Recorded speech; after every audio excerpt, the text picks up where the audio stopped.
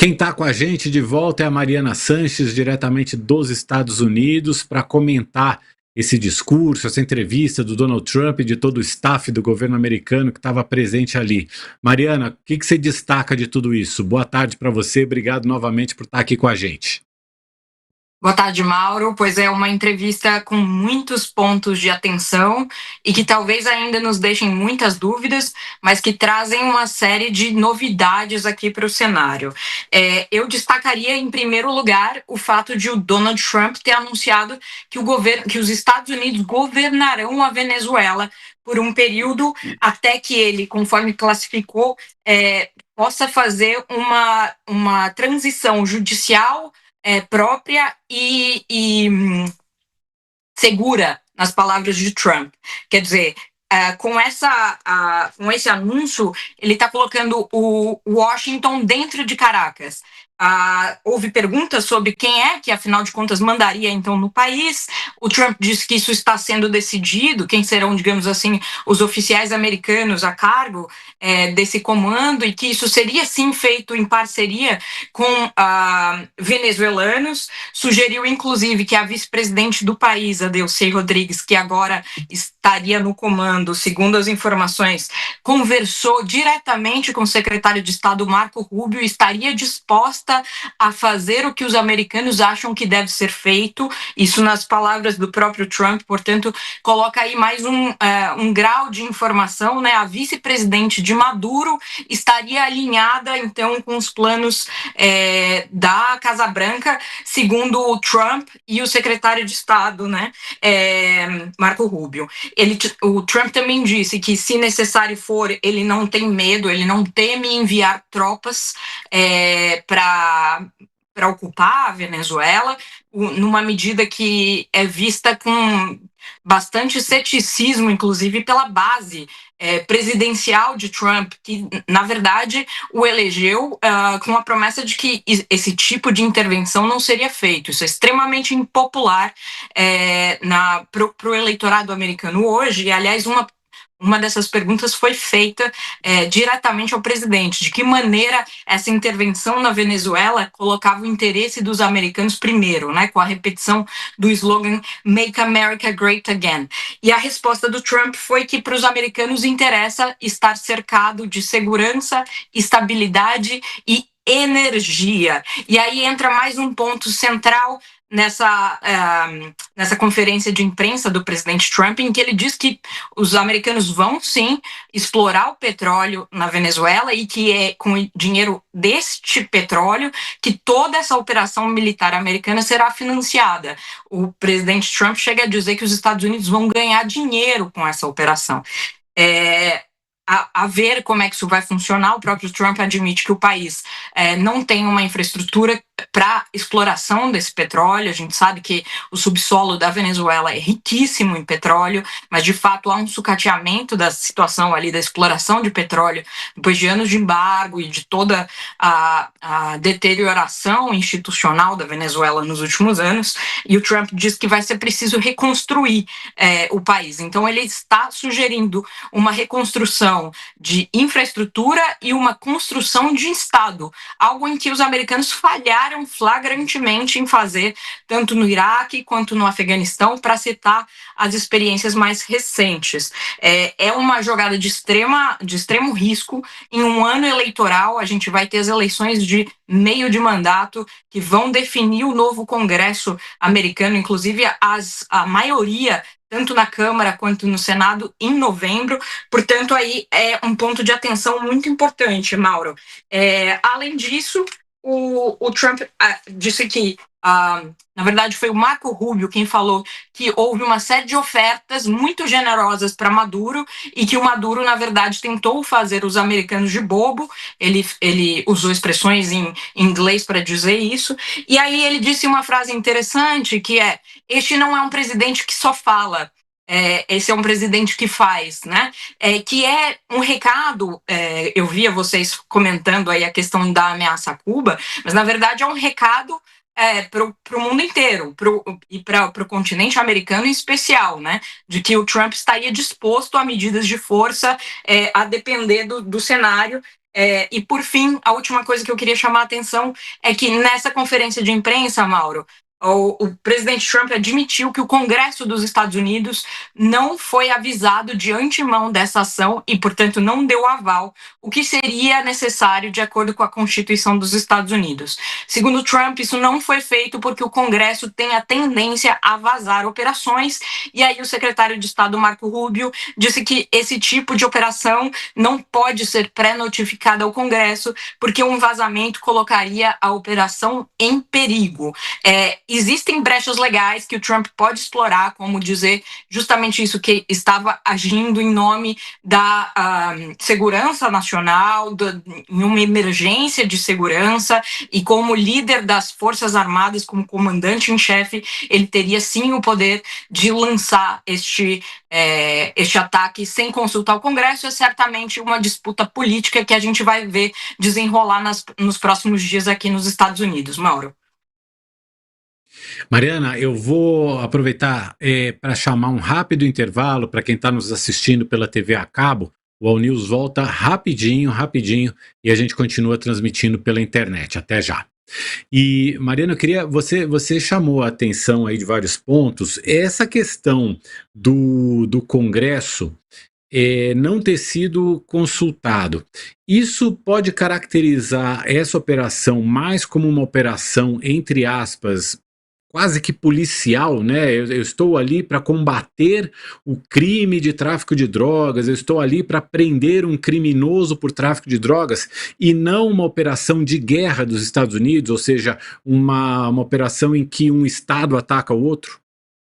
Na verdade, não, Mauro. Na verdade, continua sendo uma ação militar, enfim, um ato de guerra em outro país, mas a questão é que existe precedente, inclusive no Iraque, enfim, precedente recente de presidentes americanos que tomaram ações contra estados estrangeiros desse tipo, em nome do que eles consideram a defesa nacional, a segurança nacional, um risco iminente ao país, e que conseguiram se safar com essa justificativa. Aliás, dá para citar o próprio Trump, que fez um ataque de grandes proporções ao Irã, às áreas de beneficiamento de urânio do Irã, recentemente, sem o aval do Congresso, e que não teve nenhum problema por causa disso, né? Aquilo poderia ter degringolado numa guerra. A ideia da Constituição americana é que uma guerra entre estados não seja iniciada sem que o povo americano seja ouvido, e a voz do povo americano, por excelência, está no parlamento. Porém, Trump se defende dizendo que há uma emergência nacional, que era uma situação limite, e ele também diz que, de alguma maneira, o Congresso estava, sim, avisado, que eles já sabiam que isso era algo que seria feito, enfim. E de fato, há semanas estamos dizendo e alertando, né, Mauro, que seria iminente um ataque territorial dos Estados Unidos na Venezuela, e que o Maduro era alvo dessa ação, não havia dúvida, né? Tanto que ele acaba de ser indiciado por narcotráfico hoje, né, em Nova York, para onde ele está sendo levado, inclusive. Agora, é claro que isso vai ser alvo de disputa, e, no fim das contas, a definição se essa ação de Trump é legal ou ilegal, ela é uma definição política. Pode chegar à Suprema Corte para avaliar? Pode, com certeza. Mas aí a gente lembra, mais uma vez, que o Trump conta com uma super maioria conservadora na Suprema Corte, que tem garantido uma série de vitórias para ele em vários assuntos. E aí já estaremos lidando também com o fato consumado, né? É muito difícil você consertar uma situação como essa. A gente já está voltando para a TV a cabo. Rapidinho a gente já une a nossa rede toda aqui.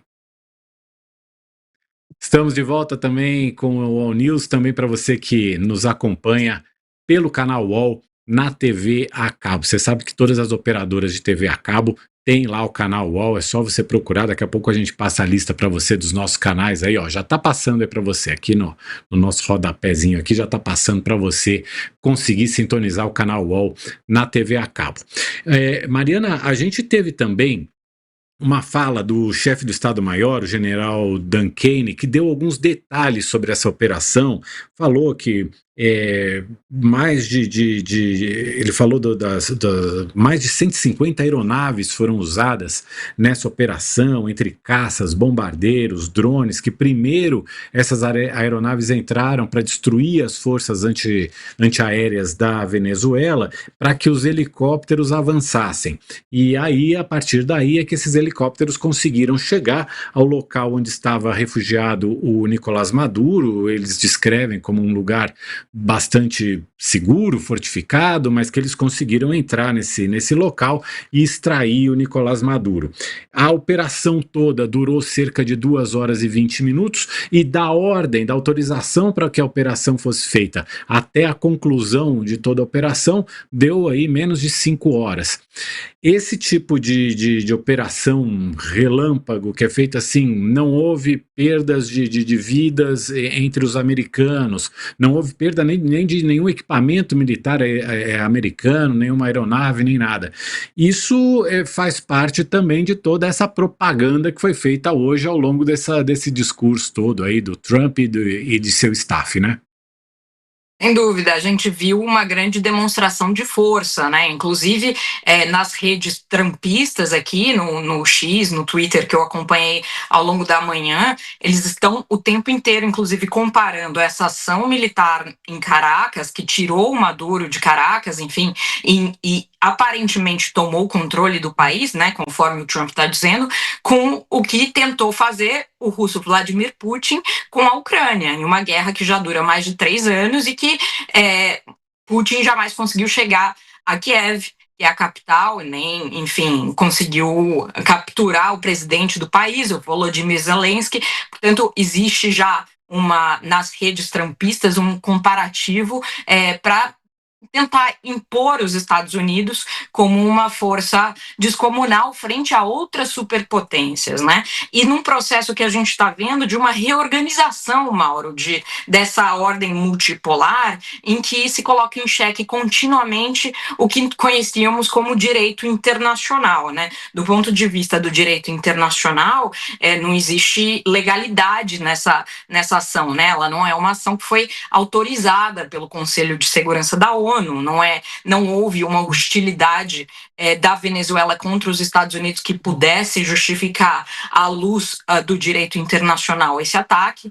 Portanto, ela é altamente questionável, e o que a gente viu as superpotências fazendo, inclusive, tanto China quanto Rússia, foram notas aí de repúdio, de condenação, mas é curioso, porque talvez, por enquanto, ao menos, Mauro, vá ficar por isso mesmo, porque o Putin está negociando nesse momento um acordo de paz com a Casa Branca sobre a Ucrânia, que é muito favorável a Moscou, com ganhos de territórios muito grandes, e ele não estaria disposto a alienar essa posição junto aos americanos para sair em socorro do governo Maduro, com quem, aliás, ele nutria bastante relação, tanto política quanto militar e econômica.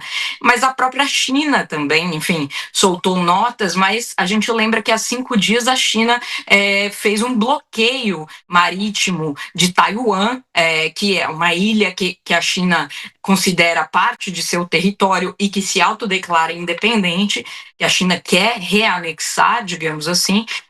A China fez exercícios militares importantes ali, e agora condena a atuação dos Estados Unidos, mas não está claro se iria mais longe além das notas aí, embora diplomatas tenham nos chamado a atenção que, claro, o momento atual, o mundo atual e a sua economia são extremamente dinâmicos, e a China tem parceiros comerciais muito importantes na América Latina, incluindo o próprio Brasil, e que um distúrbio nessa área teria custos importantes para os chineses e também para os russos, Mauro. Então, a gente ainda precisa aguardar para ver que tipo de como essas superpotências vão se comportar em relação ao que está acontecendo agora. Há uma reorganização em zonas de influência em que os Estados Unidos cuidarão das Américas, e a Ásia com a China, e a Rússia com a parte da Europa Oriental. A ver.